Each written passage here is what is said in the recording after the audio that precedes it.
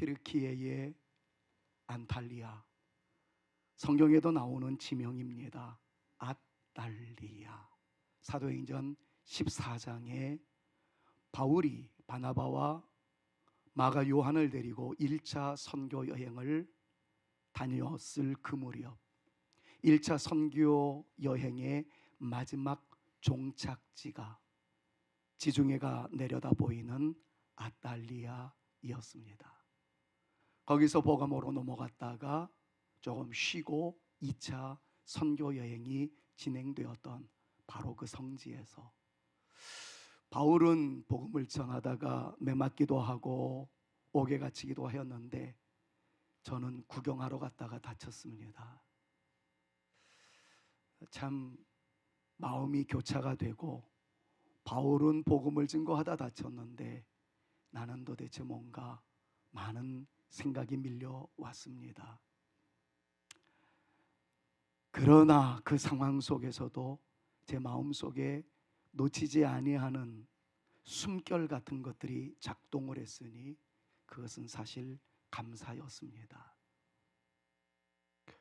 어려움 속에 있었는데 감사가 생각나는 것은 어쩌면 그만큼 제가 성숙했다는 뜻이기도 하겠지만, 다른 한편으로는 하나님의 일방적인 은혜이구나 하는 것에 눈물 지을 수밖에 없었습니다.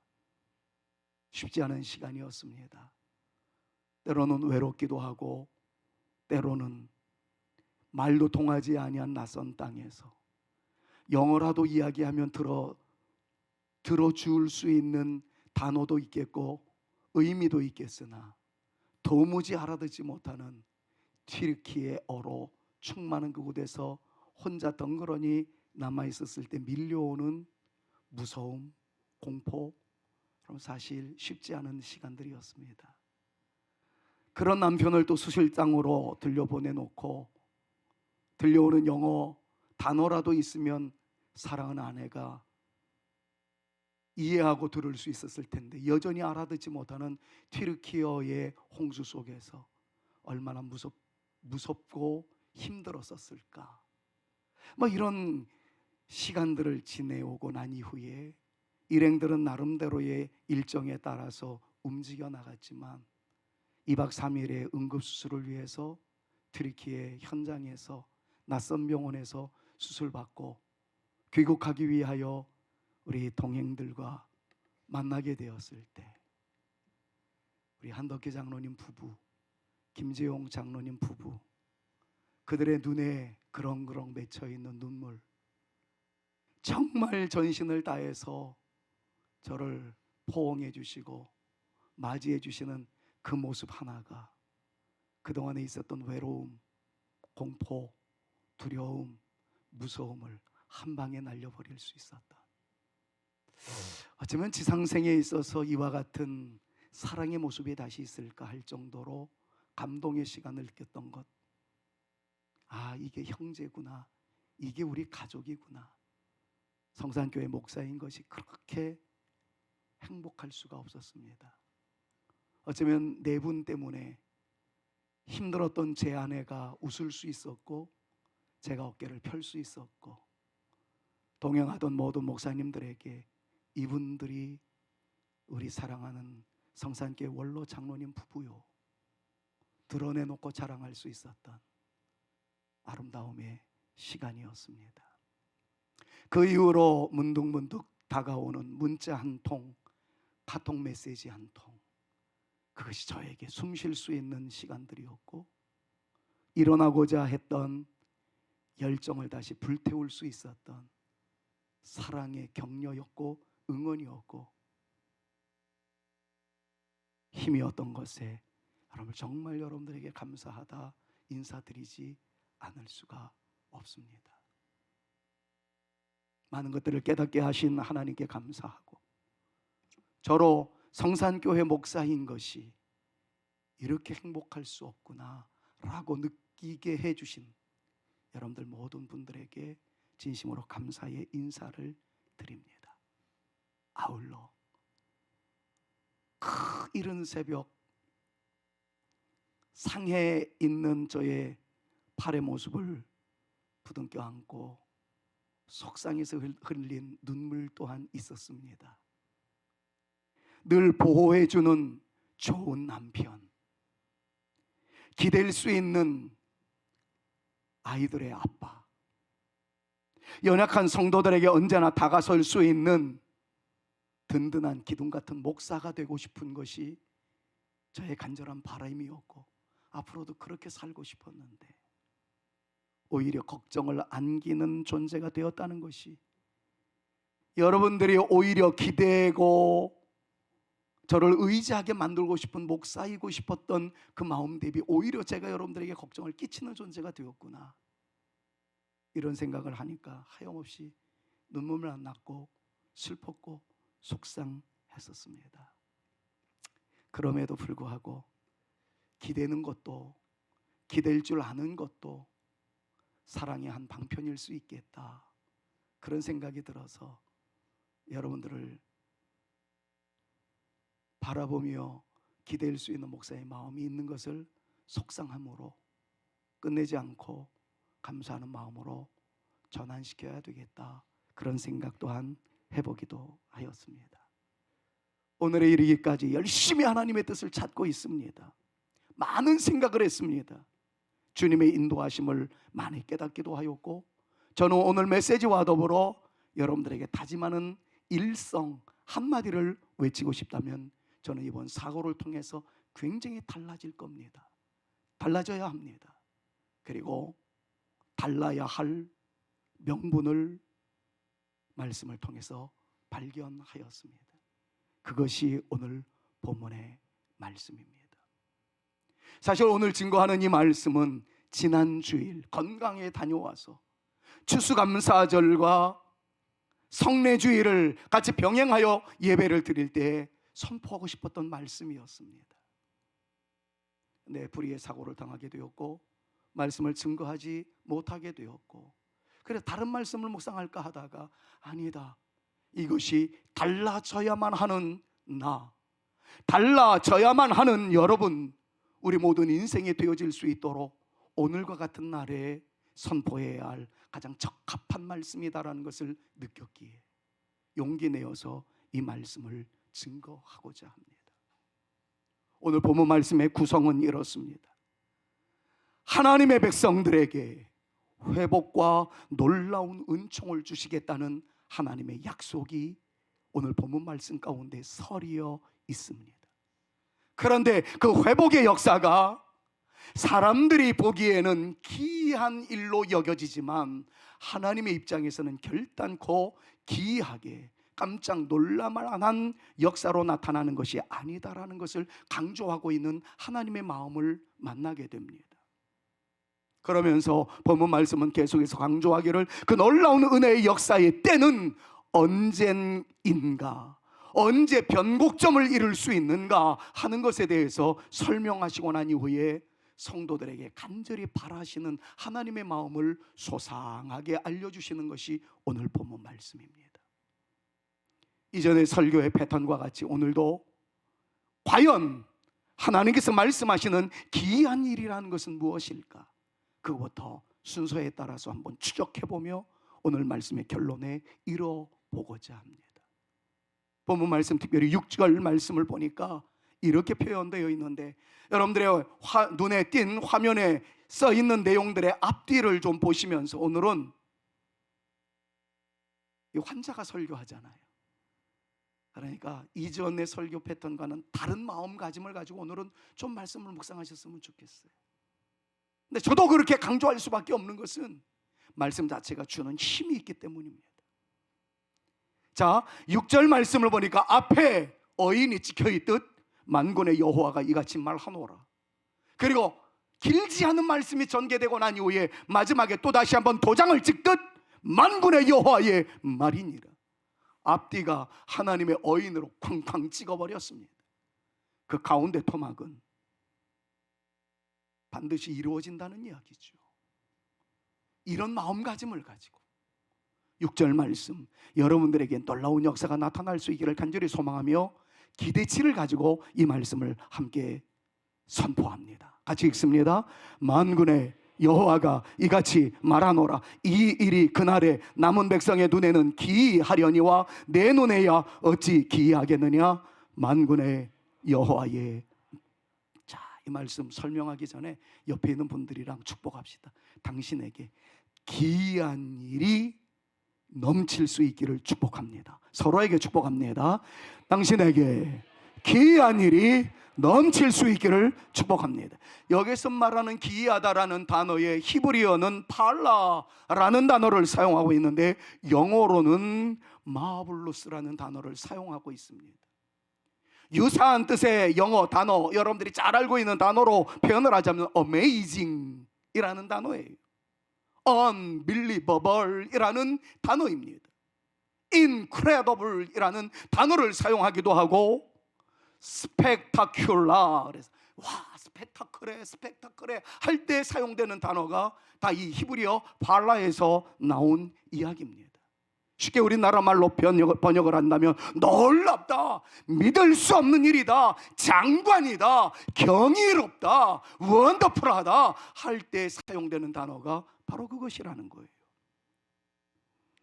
그런데 여러분들 꼭 기억하셔야 할 말씀이 있습니다. 방금 전에 말씀을 들었던 것처럼 너희들에게 기이한 놀라운 역사가 나타날 것이야 라고 이야기하면서 하나님께서는 앞에도 도장을 찍고 뒤에도 낙관을 찍듯 도장을 쾅 찍으셨다는 것을 유념하셔야 합니다. 사실 8장 자체가 그렇습니다. 스가랴서 8장 1절부터 23절에 있는 말씀의 내용을 보면 여호와께서 말씀하신다는 표현이 무려 15번이나 나올 정도로 매 절마다 하나님께서 도장을 찍으시듯 그렇게 말씀하고 있는 것을 우리가 말씀을 통해서 확인할 수 있습니다. 자, 그렇다면 주님께서 말씀하시는 기이한 일의 실체는 무엇일까요? 하나님께서 무엇을 보고 기이하다, 깜짝 놀랄 만하다, 영광스럽다, 스펙타클하다 라고 말씀을 하실 수밖에 없었을까요? 이 말씀이 증거되어지던 스가랴 시대의 참담함을 여러분들이 잘 아실 겁니다. 바벨론에 의해서, 아시리아에 의해서 북쪽 이스라엘과 남쪽 유다는 다 망하게 되었고, 그 이어서 일어났던 신생 강국인 페르시아에 의해서 이스라엘은 초토화가 되어졌습니다. 예루살렘은 황폐화 되었죠. 쓸만한 사람들은 다 바벨론으로 포로로 잡혀갔고, 평화의 도성이라 이야기하는 샬롬의 도성 예루살렘은 황폐해져 버리고 말았습니다. 전쟁으로 인하여 어른들은 다 죽음에 이르게 되었고요, 아이들이 뛰어놀던 놀이터에서의 아름다운 발자취는 다 사라져버리고 다음 세대의 주인공이라고 할 수 있는 그 꼬맹이들이 삶의 현장에서 보이지 않았습니다. 공허 그 자체였습니다. 희망도 꿈도 사라졌습니다. 더 이상 예루살렘은 예루살렘이란 말의 뜻과는 전혀 상관없는 듯한 참담함의 도시, 폐허의 도성이 되었고, 영광의 예배도 예루살렘에서 사라져버렸어요. 한마디로 말하면 절망이었습니다. 어둠이었습니다. 그런데 주님께서 그 상황 속에서 말씀하시는 거예요. 나 여호와가 말하노라. 이는 만군의 여호와의 말이니라. 그러면서 3절에서 5절 말씀에 이렇게 말씀하고 있는 것을 여러분들이 확인할 수 있습니다. 3절도 역시 시작은 그렇습니다. 여호와가 이같이 말하노라. 4절도 마찬가지예요. 만군의 여호와가 이같이 말하노라. 어떤 일이 일어나겠다는 겁니까? 방금 전에 예루살렘의 참상에 대해서 말씀을 드렸습니다마는 그 들려진 말씀 대비 3절, 4절, 5절에 있는 말씀을 대비적으로 놓고 살펴보십시오. 3절에는 이렇게 말합니다. 제가 선창을 하면 여러분들이 후창을 좀 해주셨으면 좋겠어요. 예루살렘은 박자가 잘 안 맞아요. 2주 설교 안 했다고. 자, 다시. 예루살렘은 여호와의 산은 그래. 나는 이 말씀에 얼마나 감동했는지 몰라요. 우리 성산교회 이름이 성경에 기록되어 있더라고요. 4절 말씀을 보니까 만군의 여호와가 이같이 말하노라. 예루살렘 길거리에 누구와? 늙은 남자들과 누가? 늙은 여자들이 다시 앉을 것이라. 다 저마다 나이가 많으므로 저마다 손에 지팡이를 짚고 있을 것이다. 여러분, 이게 추한 모습을 이야기하는 게 아닙니다. 이미 황폐되어 있었던 예루살렘에는 어른들이 다 사라져 버렸어요. 재미있게 뛰놀던 아이들도 사라져 버렸습니다. 왜? 전쟁으로 인해서 다 죽음에 이르게 되었기 때문이었어요. 그런데 하나님께서는 다시 그 존재들이 등장하게 될 것이다. 5절 말씀을 보니까 소년과 소녀들이 가득하여 거기서 뛰놀리라. 방금 전 봉헌 예물 기도 올려드릴 때에 우리 교회에서 가장 나이 많으신 분 가운데 한 분인 모 안수 집사님의 감사의 제목을 여러분들에게 기도 제목으로 나눠드렸어요. 4대가 모여서, 증손까지 모여서 화요일과 목요일마다 함께 예배를 드리고 할아버지로서 축복을 하고, 난 이분을 잘 알아요. 제 말에 얼마나 순종 잘하는지 모릅니다.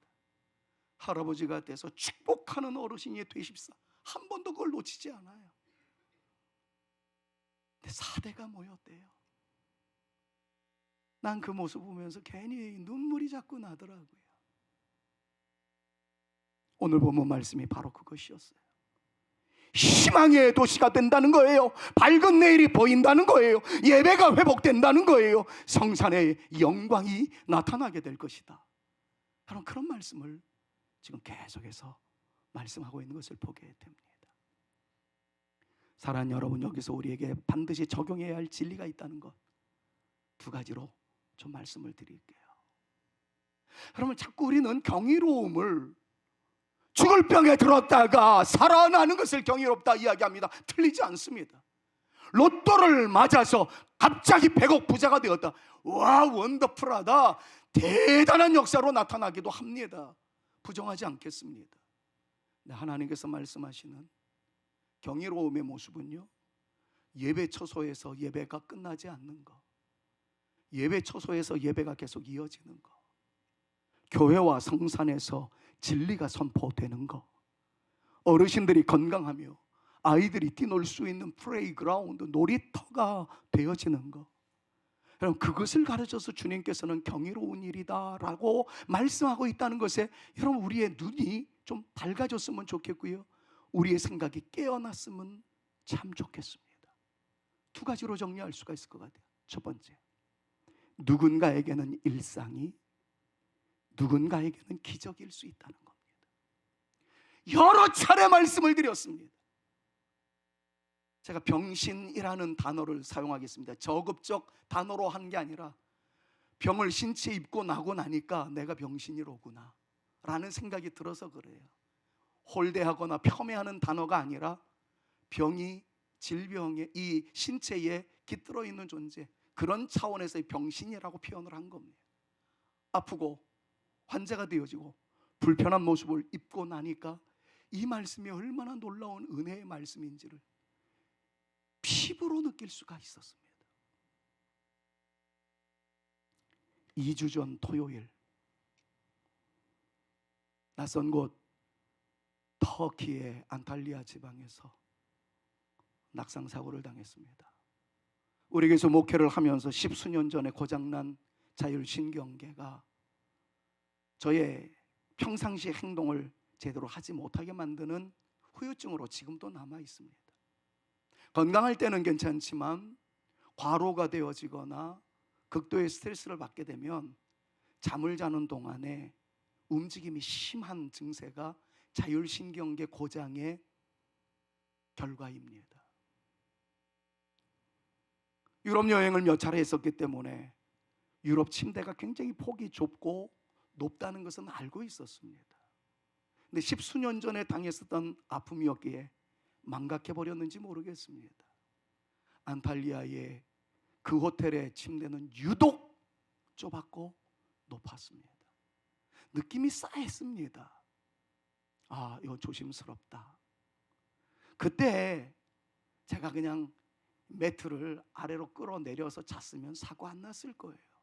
너무 힘들고 피곤해서 순간 잊어버렸던 것 같아요. 그냥 자다가 떨어졌습니다. 여기 증인이 계시는데 제가 떨어지고 난 다음에 나중에 만나서 하는 말이, 목사님 저도 떨어질 뻔했어요. 어떤 한 목사님은, 목사님 저도 떨어졌습니다. 그런데 저는 다행히도 궁뎅이부터 떨어져서 수술은 하지 않게 되었습니다. 아니, 멤버들이 여기저기서 다 떨어질 뻔했다라는 얘기가 나오는 거예요. 저 한 사람이 희생을 당하고 나니까 그 다음부터는 부부들이 금슬이 좋아졌답니다. 다 트윈용 이 침대를 다 붙여놓고 그렇게 쎄하게 다니던 부부들이 껴안고 자고, 그래서 사고가 나지 않았다고 오히려 저에게 고맙다라고 이야기하는 분들이 계실 정도였었으니까요. 새벽에 고장난 뼈를 만지는 순간 끔찍했습니다. 손가락 하나는 뒤로 꺾였고 뼈는 피부 바깥으로 튀어나왔고, 순간 느꼈죠. 응급수술을 받았습니다. 만약에 그때 정밀검사가 들어가서 했다 그러면 저는 어쩌면 여기 없었을지도 몰라요. 왜냐하면 몇 달 병치를 해야 했기 때문이죠. 그냥 난 상처만 응급수술을 받고 밀려온 통증 참고, 그 다음에 이스탄불에서 동행들과 만나서 귀국하는 비행기를 타게 되었고 어렵사리 귀국하게 되었습니다. 첫 번째 행선지는 여기서 가까운 모 병원에, 2차 병원에 가서 검사를 받았는데 수술해야 된다는 거죠. 고민했습니다. 수술해야 된다면 집 근처로 가서 해야 되지 않겠나. 그래서 용인 세브란스를 선택해서 달려갔죠.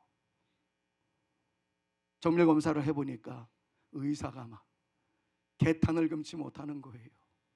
당장 수술해야 된다고. 근데 저와 제 집사람은 그랬습니다. 그날 수술하면 주일 성수 못할 것 같아가지고 주일 지나서 월요일 날 수술 받겠습니다. 그랬더니 이상한 사람 같다고 눈을 부라리며 쳐다보는데 민망할 정도로 당장 입원해서 내일 수술해야 합니다. 근데 그 다음날 수술할 수가 없었어요. 토요일 날 이미 전신 마취로 수술했기 때문에 후유증이 있는 상황에서 두 번째 전신 마취 들어가면 위험할 수 있다는 것 때문에 심장 초음파를 비롯해서 부대 검사를 너무 많이 하더라고요. 금요일 날 수술을 받았습니다. 전신 마취로 일주일 만에 2번 수술하게 된 것이었죠. 토요일 날 수술 이후 강제 퇴원을 당했습니다. 종합병원이라고 환자들이 너무 많다고 빨리 나가라고, 먹고 소화시킬 수 있는 능력만 있으면 나가라고 아픈 손 붙잡고 퇴원했습니다. 너무 아팠습니다. 주일이었습니다. 지난주지요. 집사람한테 새벽까지 깨워서 나 목욕 좀 시켜주소. 목욕했어요. 그리고 교회 오려고 그러는데, 기어서라도 올라오려고 그러는데 도무지 안 되겠더라고요. 그래서 못 왔습니다. 여러분, 누군가는 교회 올라오는 게 그렇게 쉬운데 누군가는 교회 올라오는 것이 기적이었습니다. 오늘을 기다렸습니다. 오늘은 내가 달려갈 것이다. 그동안 우리 집사람이 정말 마음고생 많이 했거든요. 그런데 어쨌든 귀국하고 난 이후에 매일같이 저를 라이딩 해주면서 제가 드레싱하는, 소독하고 그러는 것들을 우리 집사람이 다 케어를 해줬습니다. 병원에 데려다 주고 또 다시 태우고. 그래서 오늘도 교회 올 때 반은 내가 한 손으로 운전하고 반은 우리 집사람이 운전하면 충분하겠다, 이런 생각이 들어서 빨리 가고 싶다, 성도들 빨리 보고 싶다. 그리고 준비를 다 했습니다. 어제도 민 장로님이 전화 한 통 주셔서 목사님 모시러 가겠습니다. 파주에서 저희 집까지 오시겠다니까 괜찮다.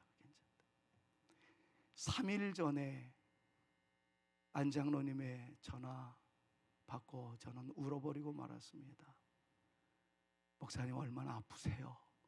그리고 당신이 우시는 거예요. 전화통을 붙잡고. 와, 그 안옥기 장로님의 전화 한 통이 저로 하여금 숨쉬게 만들더라고요. 그래, 내 옆에는 이런 분들이 있지. 그때 날라온 카톡 몇 통, 문자 몇 통이 저로 하여금 상처를 극복하게 만들더라고요. 많은 분들의 사랑을 입었습니다. 그때 그랬어요. 장로님 걱정하지 마세요. 올라갈 수 있습니다. 근데 왜 또 이런 일이 겹쳤는지 어저께였습니다. 팔팔하던 제 아내가 갑자기 이제 좀 안도해서 그랬는지 긴장감이 풀어져서 그런지 갑자기 위로 쏟아내고 아래로 쏟아내고 도무지 헤어나올 길이 없는 거예요. 오늘 새벽 3시까지 계속 열 몇 번의 구토와 더불어 완전히 초죽음이 됐습니다. 당신 오지 마, 나 혼자 갈게. 근데 겁이 나더라고요. 혼자 한 손으로 용인에서 여기까지 온다는 거 자체. 안 장로님한테 전화드렸습니다. 장로님, 여차저차해서 장로님 신세 좀 져야 되겠습니다. 목사님 무슨 신세라고 그럽니까?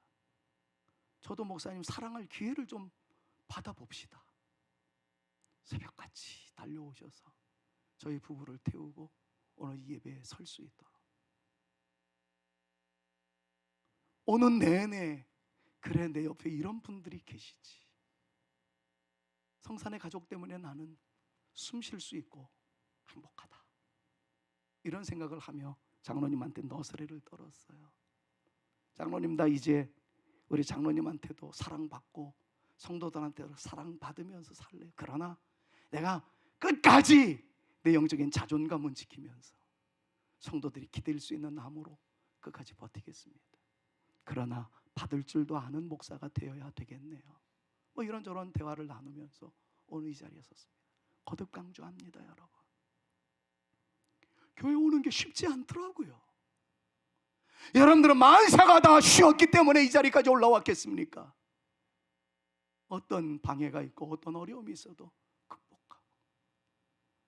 저희 집사람도 당신 없이 집에서 구토하며 고생하기보다는 장로님 차 안에서 구토하고 예배드리다가 구토할 망정 나 성산의 가족들과 함께 있을래요. 엉금엉금 기어서 내려왔더니 2부 예배 드리고 난 이후에 3부 예배 보니까 지금 말짱한 것 같아가지고 얼마나 감사한지요. 나는 성산 가족의 힘이라고 생각합니다. 사랑하는 여러분, 제가 드리고 싶은 얘기의 골자는 그거예요. 누군가에게는 기적과 같은 일이, 누군가에게는 일상이더라는 거죠. 여기서 두 번째 중요한 교훈을 얻고자 합니다. 그것은 다름이 아니라 기적과 같은 일이 나타남으로 인해서 깨닫게 되기보다는 여러분들에게 그렇게 기적과 같은 일이 일어나지 않음에도 불구하고 저 같은 사람의 이러한 얘기를 통해서라도 일상의 아름다운 삶의 패턴이 기적이로구나, 그런 것들을 깨달으며 당하지 않아도 먼저 달려나갈 수 있는, 아픔의 시간을 만나지 않아도 먼저 달려나가 하나님께 영광 올려드릴 수 있는, 경험해 봐야 알지가 아니라 경험하지 않아도 간접 경험으로라도 하나님의 은혜의 놀라운 역사를 부여잡고 살아갈 수 있는 사랑하는 여러분들 모두가 되실 수 있기를 우리 구주 예수 그리스도의 이름으로 축원합니다. 저는 경험해보고야 이런 것들을 절실히 느꼈어요.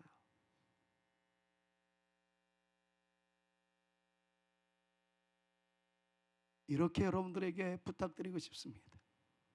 당신은 지금 기적의 길을 걷고 있습니다. 그럼 믿음으로 이 병신, 병을 신체 안고 있는 사람, 이 사람의 말을 좀 주의 깊게 들으시고 당신은 지금 기적의 길을 걷고 있는 중에 있습니다. 서로에게 한번 축복하며 격려했으면 좋겠어요. 한번 인사 나누십시다. 시작. 여러분들은 지금 기적의 길을 걷고 있습니다. 일상의 평화가 넘쳐날 수 있기를, 큰 사건 당하고 난 다음에 깨닫는 우리가 아니라 은혜 중에 일상 속에서 주님의 숨결을 느끼며 인도하심을 깨달으며 더욱더 뻗어나가는 저와 여러분 우리 모두가 되어질 수 있기를 우리 구주 예수 그리스도의 이름으로 축원합니다. 축원합니다. 그런데 이 놀라운 은혜의 역사가 7절과 8절 말씀을 보면 이렇게 표현되고 있는 것을 보게 됩니다. 만군의 여호와가 이같이 말하노라. 다시 한번 쐐기를 박아요. 그 다음에 어떤 시적 표현이 나타나고 있습니까? 해가 뜨는 땅과 해가 지는 땅에서부터. 요즘 표현으로 이야기하자면 한라에서 백두까지, 여러분들의 할아버지 때부터 증손에 이르기까지, 여러분들의 가정으로부터 직장에 이르기까지, 우리 사랑하는 성산교회로부터 여러분들의 발걸음이 닿는 그 모든 곳까지, 뭐 그런 것 아니겠어요? 여러분, 이 믿음을 가지고 여러분들을 축복합니다. 저는 당하고 난 이후에 묘한 깨달음을 얻었지만, 여러분들은 동생 같은 사람의 이야기, 형 같은 사람의 이야기, 오빠 같은 사람의 이야기, 신앙의 선배와 같은 사람의 이야기를 간접적이나 듣고 평안하다 말할 때 주의 은혜로다, 기적의 길을 걸어가고 있는 나로다. 여러분, 그 감격 속에서 살아가는 여러분들의 인생 모두가 되어지심으로 더욱더 부어주시는 주의 은혜를 경험하며 살아가는 저를 포함한 우리 모두가 되어질 수 있기를 다시 한번 우리 구주 예수 그리스도의 이름으로 축원합니다. 결론 냈습니다. 자, 그렇다면 이전과 이후의 변곡점은 무엇이었을까요? 어느 때이었을까요? 성경은 이렇게 말합니다. 회복의 날은 언제였느냐? 그 단어를 돌출시키기 위해서 이전에는 그리고 이제는 이라는 단어를 교차 사용하고 있는 것을 스가랴 8장 놀이에 소개하고 있어요. 9절에서 11절 말씀입니다. 9절도 역시 이렇게 시작하죠. 만군의 여호와가 이같이 말하노라. 쐐기를 박습니다. 그러면서 이제는이 언제냐? 변곡점이 되었던 때는 언제냐? 성전을 건축하려고 그 지대를 쌓던 날이었다라는 것을 밝히고 있습니다. 성전이 회파되어지는 순간 이스라엘은 망하는 날이었습니다. 성전의 지대를 다시 쌓기 위하여 첫 돌을 쌓는 순간, 그 순간은 회복의 순간이었다는 거예요. 그러면서 계속 말씀합니다. 10절 말씀을 보니까 이날 전에는, 11절 말씀을 보니까 만군의 여호와의 말이니라 이제는, 그러면서 변곡점이 분명하게 나타나고 있는 것을 보게 됩니다. 11절에서 13절 말씀을 계속해서 읽어보면 만군의 여호와의 말이니라 이제는 17, 12절 말씀을 보니까 평강의 씨앗 포도나무가 열매를 맺으며 산이 산모를 내며 하늘은 이슬을 내리리니 내가 이 남은 백성으로부터 이 모든 것을 누리게 하리라. 13절 말씀을 보십시오. 이제는 내가 너희를 구원하여 너희가 복이 되게 하리니 You are blessings. 너희들은 축복이 될 거야. 축복이 될 거야. 사랑하는 여러분, 이전과 이후가 나뉘어지고 있다는 이것에 여러분들이 관심이 모아지어야만 합니다. 이 말씀을 결론으로 맺으면서 제가 여러분들에게 마지막 드리고 싶은 이야기는 바로 이것입니다. 저는 사고가 저의 인생의 변곡점이 되어져야만 합니다. 저는 지금까지도 주님의 은혜로 살았습니다. 그래도 저는 앞으로 또 주님의 은혜로 살아갈 존재라는 사실을 믿습니다. 그 은혜가 나에게 넘쳐나게 될 줄로 믿습니다. 그래서 저는 이번 사고가 이전에는과 이후에는 이제는이라는 그 사이에서 놀라운 역사가 나타나게 하는, 하나님으로 하여금 그 일을 하게 하시는 그런 존재가 되어야 되겠다 하는 것이 이 말씀을 강론하면서 제가 간직하고 있는 저의 결단입니다. 여러분들은 언제 그 변곡점을 이루겠습니까? 바보 같은 목사의 설교를 듣는 이 시간이 여러분들의 변곡점이 되어졌으면 참 좋겠고요. 여러분들의 인생살이에서 좋은 일이 있을 때에도 그 좋은 일로 인해서 굴절되어지거나 변질되어지는 것이 아니라 우리 하나님의 은혜를 더 받게 만드는 아름다운 역사의 시작으로 만들게 되어진다면 그것은 우리에게 끊임없이 임할 하나님의 은혜의 놀라운 역사의 시작이라는 것을 깨닫게 될 줄로 믿습니다. 어떤 분에게는 지난주 감사주일이 변곡점이 될 수도 있었을 거예요. 감사하기 이전과 감사의 삶을 살기 시작한 이제, 우리 세례 받으셔야 할 분들에게 너무 죄송합니다. 조만간에 세례 받을 날이 있겠죠. 그분들에게는 세례 받기 이전과 세례 받고 난 이후가 될 수 있겠습니다. 오늘 이 예배를 들으시는 여러분들은 오늘이 바보 같은 저 김 목사의 사고 당하고 난 이후에 깨달음 속에서 선포되어진 이 말씀처럼 나에게 더 큰 은혜, 더 큰 기적, 그것이 아니라 일상을 살아가는 날 동안에 하나님께 감사해야 할 여러 가지 것들이, 이것이 기적의 삶이라는 것을 다시 한번 인식하면서 그 평안함이 해 뜨는 데서부터 해 지는 데까지 이어져 가는, 증조 할아버지부터 증손에 이르기까지 이어지게 되는, 여러분들의 가정에서부터 직장 일터까지 연결되어져 가는 아름다운 역사가 오늘로부터 다시 시작되는 영광을 누리며 살아가는 저와 여러분 모두가 되실 수 있기를 우리 구주 예수 그리스도의 이름으로 축원합니다. 오늘이 역사의 새로운 시작이라고 그렇게 믿으셨으면 좋겠어요. 결론을 마무리하면서 하나님의 바라심이 있답니다. 16절부터 23절에 있는 말씀의 내용을 보면 첫 번째, 주님께서 요구하시는 것이 있어요. 내가 미워하는 것 너도 미워했으면 좋겠다. 17절에 그렇게 말씀을 하고 있어요. 19절 말씀을 보니까 내가 좋아하는 것 너도 좋아했으면 좋겠다. 그 마음을 말씀을 하고 계세요. 23절에서는 이렇게 표현을 하죠. 네가 주님을 붙잡고 살아가는 날 동안에 형통하고 아름다운 일들이 많아지므로 너의 주변에 있는 10사람이 너의 옷을 잡고 네가 믿고 있는 하나님 나도 믿겠다, 너 때문에 내가 변화되기를 원한다 라는 사람들이 생겨날 수 있기를 바란다라고 하나님께서 우리에게 마지막으로 말씀하고 있는 것을 봅니다. 정리하자면 이렇게 표현할 수 있을 것 같아요. 여러분들이 설교의 마무리를 해 주십시오. 첫 번째 줄입니다. 같이 한번 오늘 설교를 들으면서 마무리하면서 선포합니다. 시작. 하나님이 미워하시는 것 나도 미워하기. 두 번째, 기쁨과 즐거움과 희락의 예배가 되게 하기. 다른 말로 하면 하나님 좋아하시는 것 나도 좋아하기예요.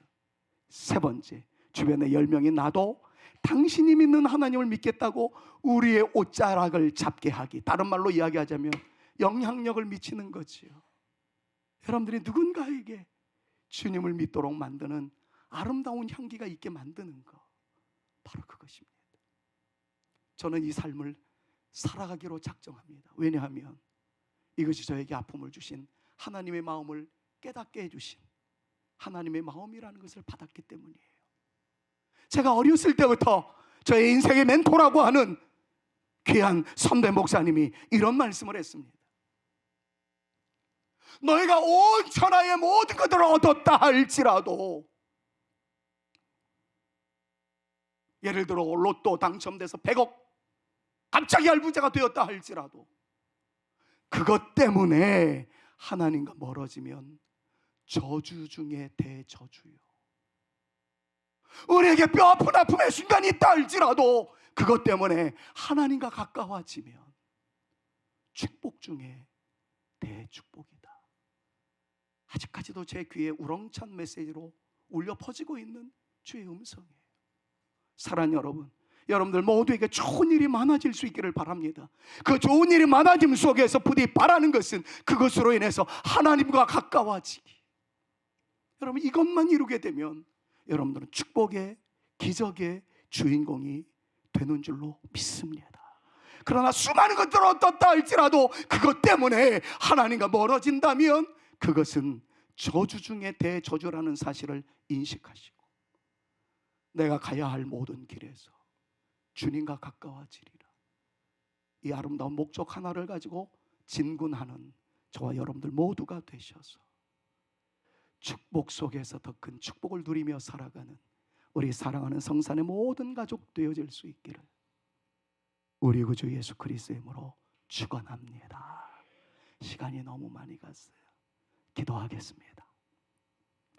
예수 그리스도의 은혜와 하나님의 사랑과 성령님의 교통하심이 오늘 말씀 붙잡고 천하 만물을 얻었다 할지라도 이것 때문에 주님과 멀어지면 축복인 듯하나 저주에 가깝고, 때로는 우리가 원하는 것을 얻지 못하고 뼈아픈 충격의 순간을 걸어간다 할지라도 그것 때문에 하나님과 가까워지면